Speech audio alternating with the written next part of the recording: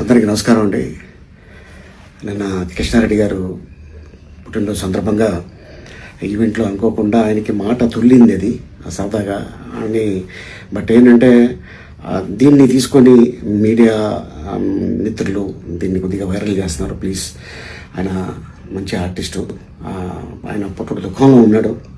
మనందరికీ తెలుసు, ఇటీవల మంచి కాలంలో తన కూతురు పోయింది, అమ్మలాంటి బిడ్డ.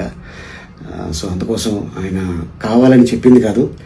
దీన్ని మళ్ళీ ఎవరు కూడా దీన్ని రప్చర్ చేయకండి ప్లీజ్. ఆయన పెద్ద ఆయన.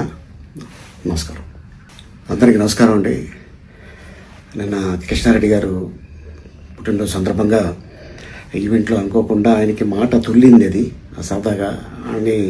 బట్ ఏంటంటే దీన్ని తీసుకొని మీడియా మిత్రులు దీన్ని కొద్దిగా వైరల్ చేస్తున్నారు. ప్లీజ్, ఆయన మంచి ఆర్టిస్టు, ఆయన పుట్టుక దుఃఖంలో ఉన్నాడు.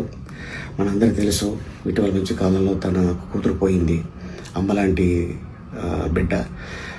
సో అందుకోసం ఆయన కావాలని చెప్పింది కాదు. దీన్ని మళ్ళీ ఎవరు కూడా దీన్ని రప్చర్ చేయకండి ప్లీజ్. ఆయన పెద్ద ఆయన. నమస్కారం, అందరికీ నమస్కారం అండి.